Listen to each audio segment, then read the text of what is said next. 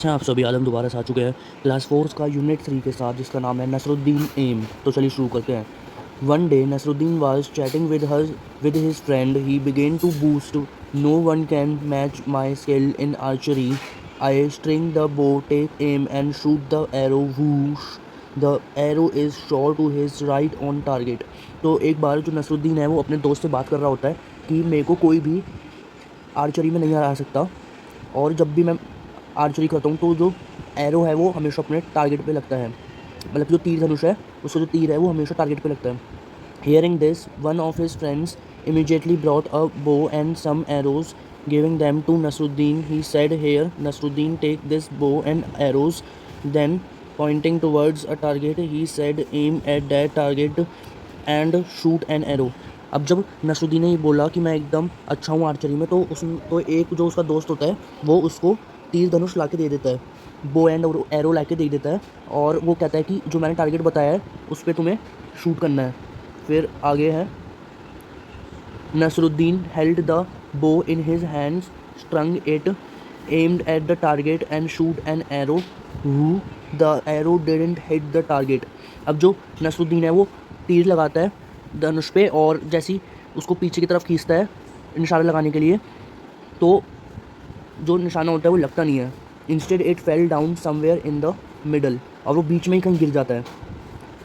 हा हा हा, his friends started laughing. They said, hey Nasruddin, is this your best aim? Oh no, not at all, said Nasruddin. अब सारे दोस्त उसके हंसने लग जाते हैं नसरुद्दीन के, और वो नसरुद्दीन से कहते हैं क्या ये तुम्हारा एम है? तो नसरुद्दीन कहता है कि नहीं, ये मेरा एम नहीं है। Defending himself, this wasn't my aim, it was Azad's aim, I just showed you how Azad shoots an arrow. अब वो अपने बचाव के लिए कहते हैं नसरुद्दीन कि ये मेरा एम नहीं है, मेरा निशाना नहीं है, ये आज़ाद उसका कोई दोस्त है, उसका निशाना है। वो कहता है कि मैं बता रहा हूँ कि वो कैसे मारता है।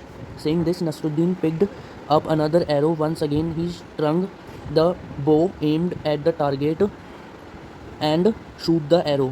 This time the arrow fell a little further from where it had fallen before. अब की बार वो दोबारा ट्राई करता है, तो उसका जो एरो होता है वो उससे थोड़ी सी आगे चला जाता है जहाँ पे पहले गिरा था, लेकिन वो निशाने पे अभी भी नहीं लगता। But it certainly didn't hit the target. They asked Nasruddin, and this must be how you shoot an arrow? Of course not, argued Nasruddin, even this aim was not mine, it was the chief guard's aim. वो कहता है कि ये, उसके दोस्त कहते हैं कि ये भी तुम्हारा एम होगा, लेकिन वो नसरुद्दीन कहता है कि नहीं, ये भी मेरा एम नहीं था। ये किसका एम था इस बार? ये था चीफ गार्ड्स का, मतलब कि जो जो हाई लेवल के जो वो होते हैं सिपाही, उनका ये निशाना था। चीफ गार्ड मतलब कि जो मुखिया रक्षक होते हैं उनका निशाना था। Now somebody remarked, well now who's next on list? Hearing this all the friends burst out laughing. Nasruddin didn't say a word. अब की बार एक दोस्त बोलता है कि अब की बार किसका बहाना मारोगे, नाम किसका बोलोगे? तो सारे दोस्त हंसने लग जाते हैं और नसरुद्दीन कुछ नहीं कहता। He quickly picked up one more arrow, and again, and this time Nasruddin was really lucky. The arrow hit right on the target. इस बार वो एक और एरो लेता है, तीर उठाता है, और इस बार उसका जो निशाना होता है वो सही लग जाता है। उसके बाद आगे बढ़ते हैं। Everybody started at Nasruddin, their mouths agape in amazement. अब जो सबके जितने भी दोस्त होते हैं उन सबका मुंह खुलेगा खुला रह जाता है, और वो सब अमेज हो जाते हैं कि कैसे हो सकता है। Before anyone could say anything, Nasruddin said triumphantly, "Did you see that? It was my aim." तो मतलब अब जो नसरुद्दीन होता है वो कहता है कि तुमने देखा मेरा निशाना। और यही था चैप्टर। इसके बाद कुछ उसके न्यू वर्ड्स हैं, उसको भी देख लेते हैं एक बार। इसके बाद कुछ न्यू वर्ड्स हैं, वो उसको देख लेते हैं एक बार। पहला है चैटिंग। चैटिंग मतलब बातें करना। आर्चरी मतलब जो तीर धनुष में निशाना लगाते हैं उसे आर्चरी कहते हैं। फिर स्ट्रिंग मतलब कि जो धनुष में धागा लगा होता है जिससे हम तीर चलाते हैं उसको स्ट्रिंग कहते हैं। फिर टारगेट मतलब कि जो हमारा जिसके ऊपर हमें निशाना लगाना होता है तीर धनुष से, उसको हम टारगेट कहते हैं। डिफेंडिंग मतलब कि बचाव करना। अमेजमेंट मतलब कि सरप्राइज। ट्रिम्फेंटली मतलब कि प्राउड। तो यही थे कुछ न्यू वर्ड्स। उसके बाद कुछ बैक एक्सरसाइज है, एक बार उसको देख लेते हैं। पहला है रीडिंग इज़ फन। उसमें पहला क्वेश्चन है, what did Nasruddin boast about? Nasruddin ने बड़ा चला के कौन सी बात बोली थी? Nasruddin boast about his skill in archery. कि वो कितना अच्छा है आर्चरी में, उन्होंने ये बोला था। फिर दूसरा क्वेश्चन है, why did Nasruddin take someone else's name each time he miss the target. Nasruddin ने किसी और का नाम क्यों लिया जब उनने निशाना नहीं मार पाया था वो। Nasruddin didn't want to show his failure in missing the target in archery, so he took someone else name each time he miss the target. तो वो अपनी फेलियर नहीं बताना चाहता था, तो इसलिए उनने किसी और का नाम लिया हर बार। Why did Nasruddin say it was my aim the third time. Nasruddin ने ये को कहा कि ये मेरा टारगेट था तीसरी बारी में, क्योंकि Nasruddin luckily successful hit the target in his third attempt, so he said it was my aim. वो निशाना लगा पाया था तीसरी बार, इसलिए उन्होंने बोला कि ये मेरा टारगेट है। Do you think Nasruddin was good at archery. या तो हमें लगता है कि जो नसरुद्दीन है वो अच्छा था निशानेबाजी में। No, I don't think Nasruddin was good at archery as he often failed in his attempts to aim his target, he only boasted about his skills before his friends. बस वो दिखावा कर रहा था अपने दोस्तों के सामने और उसका निशाना नहीं लगाता, तो इसलिए वो अच्छा नहीं था आर्चरी में। वर्ड बिल्डिंग है उसके बाद कुछ, shoot the arrow and hit the target by matching the words and with their correct meaning. इसमें कुछ हमको वर्ड दिए हुए हैं, उसके हमें करेक्ट मीनिंग से उसको मैच करना है। जैसे कि चैटिंग का टॉकिंग, इनफॉर्मली अमेजमेंट का ग्रेट सरप्राइज, आर्चरी का shooting with a bow and arrow, defending का प्रोटेक्टिंग फ्रॉम अटैक, टारगेट का the goal intended to be hit, triumphantly का हैप्पी एंड प्राउड। ये मैच करना है आपको। उसके बाद replace the bold words with word from the giver and rewrite the sentence.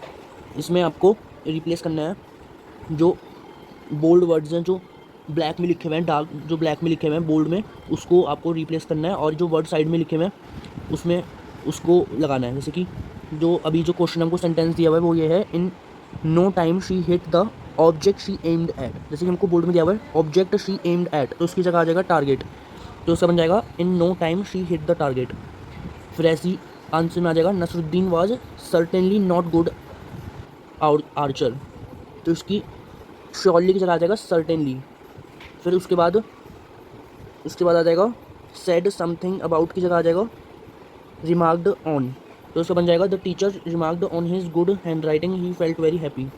Let's write, this is a picture of Rahul Gupta using the clues given, right a paragraph about in his notebook. तो इसमें इसके बारे में, ये राहुल गुप्ता है, इसके में picture दिखाई गई है, तो इसके बारे में हमें कुछ हिंट दी हुई है, उससे हमें हेल्प से पैराग्राफ बनाना है। जैसे कि पैराग्राफ बन जाएगा, he is Rahul Gupta an Indian, he loves to play cricket, he is trying to hard to be a part of the Indian cricket team to get selected. The Indian team, he practices cricket for over 8 hours daily. He is known to be the best left-hand batsman in his team. To maintain good health, he runs 2 kilometers every day and does his exercise regularly to stay fit and strong. He eats healthy food like vegetables, sprouts, eggs, meat, etc. and takes in a lot of fluids to avoid dehydration. This is Rajiv family, they are, अगला question है, this is Rajiv family, they are healthy family, see what each one does to remain healthy. इसमें कहा गया है कि ये राजीव की family है, तो इसमें फादर मदर ग्रैंडपा जो भी कर रहे हैं उसको आपको पिक्चर्स देख के बताने कि वो क्या कर रहे हैं। जैसे कि father is doing exercise by lifting weight, mother is doing yoga, Sita is skipping, grandpa is walking in the park, grandma is drinking milk, Rajiv jogging in the park, Rajiv jogging in the park. Use the word, अब हमें और या but का इस्तेमाल करके ये जो राजीव की फैमिली है उसके जो सेंटेंस हैं दो उनको जोड़ना है। जैसे कि father and mother exercise daily and maintain good health and strength. दूसरा हो जाएगा father is lifting wait but mother is doing yoga. ऐसे हमको जो राजीव की जो फैमिली है, जो पिक्चर्स दी हुई हैं, उनके सेंटेंसेस को जोड़ना है जो हमने बनाया है। Rahul is jogging and Sita is skipping. Last हो जाएगा grandpa is walking but grandma is drinking milk.